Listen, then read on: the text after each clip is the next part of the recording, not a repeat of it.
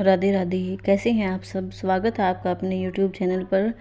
हर रोज़ हमारी वीडियो पाने के लिए चैनल को सब्सक्राइब करें, वीडियो पे लाइक करें और कमेंट करें। और सुनिए भागवत गीता के अगले श्लोक। किम किम कर्मते कवयो अप्यत्र मोहिताः तते कर्म प्रवक्ष्यामि जिज्ञात्वा मोक्ष्यसे अश्रुवात्। अर्थात कर्म क्या है और अकर्म क्या है, इसे निश्चित करने में बुद्धिमान व्यक्ति के भी मोहग्रस्त हो जाते हैं। अतएव मैं तुमको बताऊंगा कि कर्म क्या है, जिसे जानकर तुम सारे अशुभ से मुक्त हो सकोगे। कृष्ण भावनामृत में जो कर्म किया जाए वह पूर्व पूर्ति प्रामाणिक भक्तों के आदर्श के अनुसार होना चाहिए। इसका निर्देश 25वें श्लोक में किया गया है। ऐसा कर्म स्वतंत्र क्यों नहीं होना चाहिए, इसकी व्याख्या अगले श्लोक में की गई है।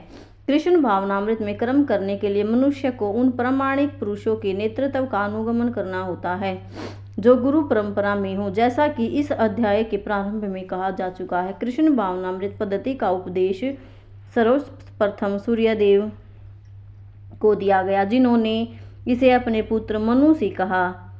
मनु ने इसे अपने पुत्र इक्ष्वाकु से कहा और यह पद्धति तब से इस पृथ्वी पर चली आ रही है।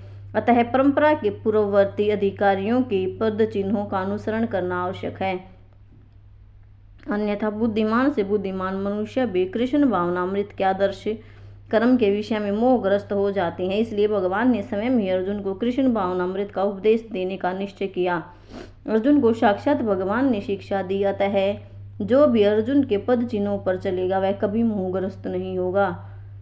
कहा जाता है कि अपूर्ण प्रायोगिक ज्ञान के द्वारा धर्मपथ का निर्णय नहीं किया जा सकता। वस्तुतः धर्म को केवल भगवान ही निश्चित कर सकते हैं। अपूर्ण चिंतन द्वारा कोई किसी धार्मिक सिद्धांत का निर्माण नहीं कर सकता। मनुष्य को चाहिए कि ब्रह्मा, शिव, नारद मुनि, चारों कुमार, कपिल, प्रहलाद, भीष्म, सुखदेव गोस्वामी, यमराज, जनक तथा बलि महाराज जैसे महान अधिकारियों के पद चिन्हों का अनुसरण करें। केवल मानसिक चिंतन द्वारा यह निर्धारित करना कठिन है कि धर्म या आत्म साक्षात्कार क्या है। अतः भगवान अपने भक्तों पर अहेतुकी कृपावश स्वयं ही अर्जुन को बता रहे हैं कि कर्म क्या है और अकर्म क्या है। केवल कृष्ण भावनामृत में किया गया कर्म ही मनुष्य को भव बंधन से उबार सकता है। कर्मणो ह्यपि बोधवयम च विकर्मणः अकर्मण सच बोधवयम गहना कर्मणो गति। अर्थात कर्मों की बारीकियों को समझना अत्यंत कठिन है। अतः मनुष्य को चाहिए कि वह यह ठीक से न जाने कि कर्म क्या है, विकर्म क्या है और अकर्म क्या है। यदि कोई सचमुच ही भव बंधन से मुक्ति चाहता है तो उसे कर्म, अकर्म और विकर्म के अंतर को समझना होगा। कर्म, अकर्म और विकर्म के विश्लेषण की आवश्यकता है, क्योंकि यह अत्यंत गहन विषय है। कृष्ण भावनामृत को तथा गुणों के अनुसार कर्म को समझने के लिए परमेश्वर के साथ अपने संबंध को जानना होगा। दूसरे शब्दों में, जिसने यह भली भांति समझ लिया है वह जानता है कि जीवात्मा भगवान का नित्य दास है और फलस्वरूप उसे कृष्ण भावनामृत में कार्य करना है।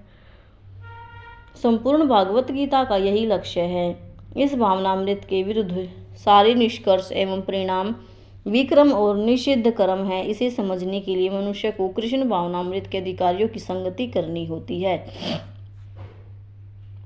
और उनसे रहस्य को समझना होता है। यह साक्षात्कार भगवान से समझने के समान है, अन्यथा बुद्धिमान से बुद्धिमान मनुष्य को मोहग्रस्त हो जाएगा। अगला श्लोक। कर्मण्य कर्म यह पश्येद कर्मणि च कर्म यह स बुद्धिमान मनुष्येषु स युक्त है कृतसंक्रम कृत। अर्थात जो मनुष्य कर्म में अकर्म और अकर्म में कर्म को देखता है वह सभी मनुष्यों में बुद्धिमान है और सब प्रकार के कर्मों में प्रवृत्त रहकर भी दिव्य स्थिति में रहता है।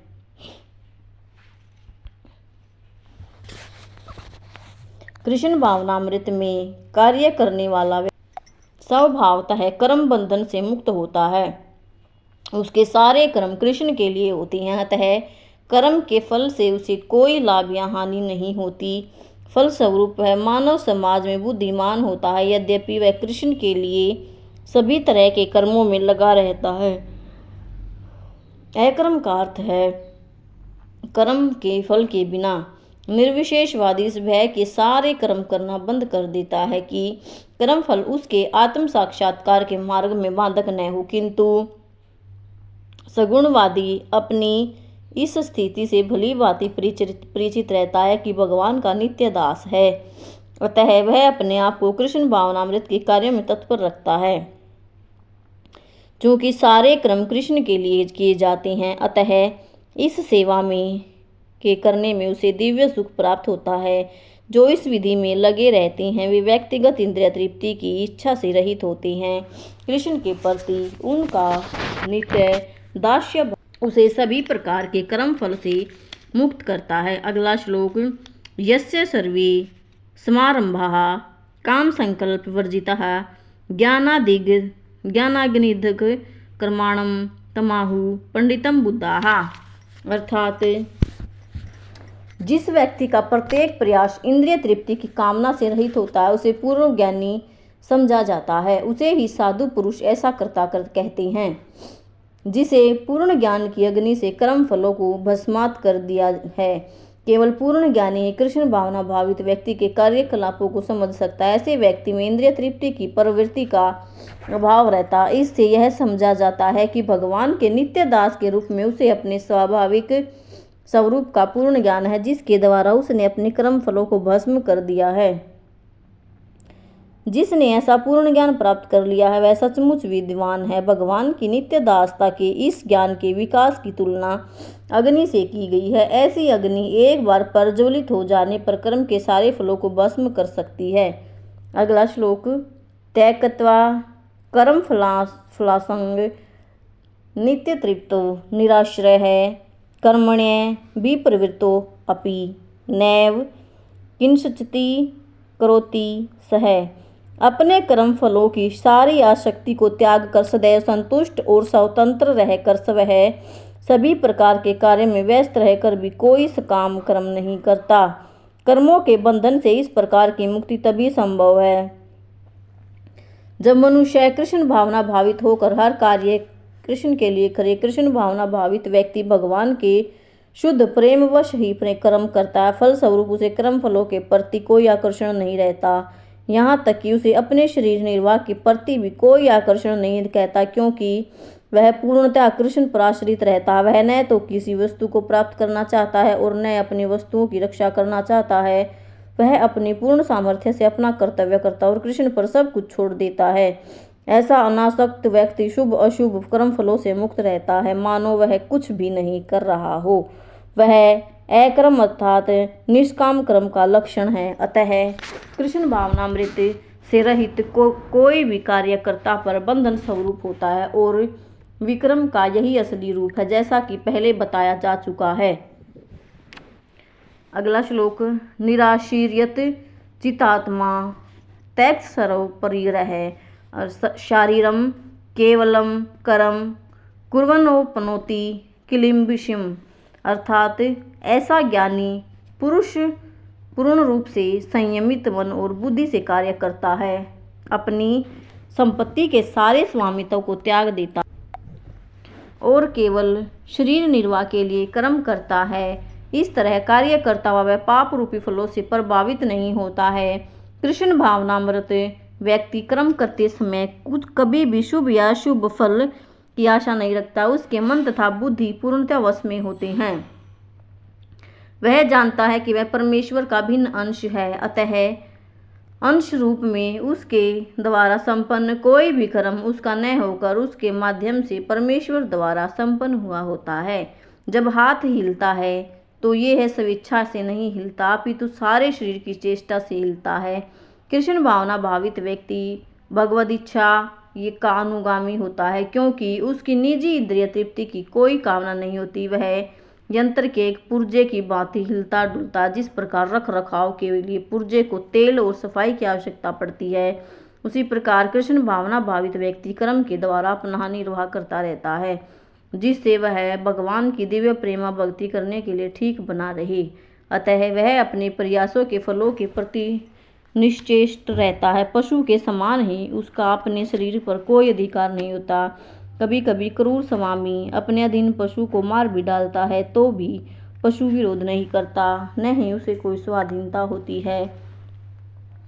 आत्म साक्षात्कार में पूर्णतया तत्पर कृष्ण भावना भावित व्यक्ति के पास इतना समय नहीं रहता कि वह अपने पास कोई भौतिक वस्तु रख सके। अपने जीवन निर्वाह के लिए उसे अनुचित साधनों के द्वारा धन संग्रह करने की आवश्यकता नहीं रहती। अतः वह ऐसे भौतिक पापों से कलमशग्रस्त नहीं होता, वह अपने समस्त कर्मफलों से मुक्त रहता है।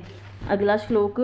यदृच्छाला भसंतुष्टो हो द्वन्द्वातीतो विमस्त्रः समः सिद्धावसिद्धो च कृत्वापि न निबध्यते।